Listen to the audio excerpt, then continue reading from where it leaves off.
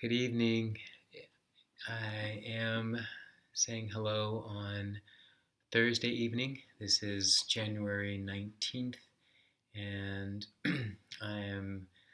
it's 10 p.m. exactly, and I'm going to be doing my reading from The Golden Present. These are the writings by Swami Satchidananda. And January 19th. The topic is Utilize Your Love. And this is in a question and answer format, so someone's asking Swami Satchidananda this question. When we feel an extra surge of love from within, what can we do to keep that love flowing instead of being blocked up inside or focused all on one person?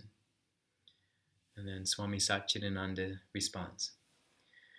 When you feel that extra surge of love, you have hundreds of opportunities to share it. If you see a withering plant, immediately go and tend to it. Take the weeds out, give it some nourishment and water. If you notice a pebble or a piece of glass on the road, love the person who would get cut by stepping on it and pick it up before anyone gets hurt. You can show love to plants, to the road, to people, to animals. Let everything that is in your presence make use of that love. Be nice to all. Always do something good for all others, not just for people. When I say others, I mean even a little plant or a stone. Pour your love onto all things. Concern about the feelings of others and the happiness of others is real love. It's unfortunate that love is often limited to something physical. That's not love at all. Love is concern for others, doing good to everyone and everything. Utilize your love for the benefit of the creation. Wow, so that I have been appreciating that this one's has to do with love, utilizing love, and encompassing not just when we hear that word, sometimes we think specifically about a loving relationship between people, but he's actually speaking about honoring even the plants, the road, animals. Love everything that is in your presence. Be nice to all. It's that practice of being able to have an outlook on things of a certain type that allows us to see the world in a certain way, where it brings about a sense of honor and a sense of gratitude and appreciation for the things that are around, and to be able to care for one another. Yeah.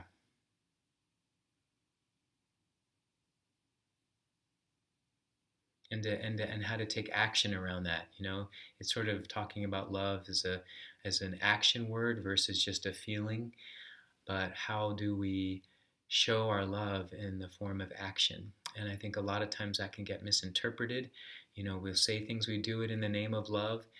We may use actually manipulation or coercion or some other hurtful things that we say, that it's because we love something or someone so much. So it's interesting to think about it in more of a service-oriented way. Like I like the part about picking up a piece of glass on the road, being concerned that somebody might get cut on it or trip on something, or instead of just saying, well, I didn't break the glass or I didn't do that, so I don't have to worry about it. It's actually connecting the dots to ourself with other people, that what we do does make a difference in other people's lives and the way that we treat one another. And on the eve of the inauguration and all that's going on around that, certainly a lot that I have thought about in regards to that, and I was curious about these readings, like what were they going to be saying on these days, because I don't look ahead to to see that, and talk about it. I just was curious what the topic would be, and so I really actually am appreciating tonight that this topic is about love and love in action. Um, Utilize your love. I think there's a lot of times we may want to utilize our other emotions.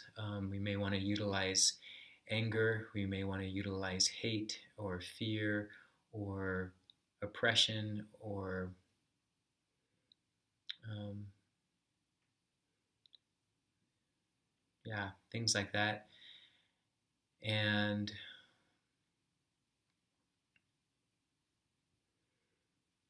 it's not that there's anything wrong, I should say, with doing that. It's part of this experience we have with all these different emotions that are in part of our spectrum of being. It's not that like we're all supposed to just be smiling and happy and peaceful. And I think actually there's a purpose and reason for this complex range of emotions and experiences that we're having, so that we can deepen our appreciation of all that there is. And in my perception of the practices, I always give credit to our world of duality as being a teacher for us. And a lot of the yoga philosophy talks about that, there's something that is differentiated as the painful and the painless. So rather than the painful and the pleasurable, it actually is painful and painless, because things that are pleasurable eventually end and will lead to pain because we want them again. A craving kicks in. We don't feel happy unless we get that thing again. So one of the things that's written about in the Yoga Sutras of Patanjali is that painful and pleasurable things are really just the opposite sides of the same coin. So what else is there is the painless, where we reach this point of equanimity around the painful things, the pleasurable things. We see those things as being one, and that there is a way to move into a different relationship with them, where we no longer are pulled into the roller coaster ride of them, but we recognize there's a purpose for them being exactly as they are, and that by being in this state of more of a peaceful state of mind, we can have this objective view of these things that are on this coin, the painful, the pleasurable, to really recognize what's important. So I think about that in terms of what's going on, that there's a lot, obviously, of tension and fear, and I think a lot of it makes sense to me that there would be that. There's a lot of sadness and loss of hope, a lot of different emotions going on.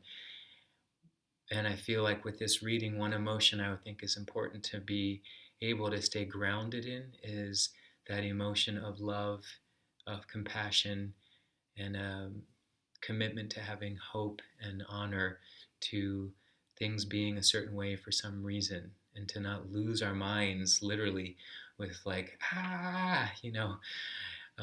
and then to use energy from that place of agitation to then think we're making progress. Yet at the same time, it is from getting agitated and then speaking out and taking actions in different ways that progress has been made, in our history. So again, I recognize my practice here is not to judge that something should or shouldn't happen. It's just, what can I do to maintain my right state of mind around some of these things, to know what's the right action for me to take. And we all have a different nature. We have a different way of doing what we feel like is important and what we need to do.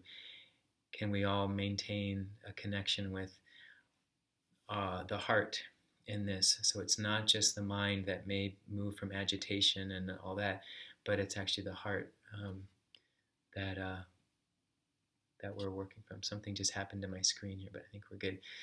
I think it's giving me a cue to say that's about my time. Again, I'm pushing 10 minutes here. All right.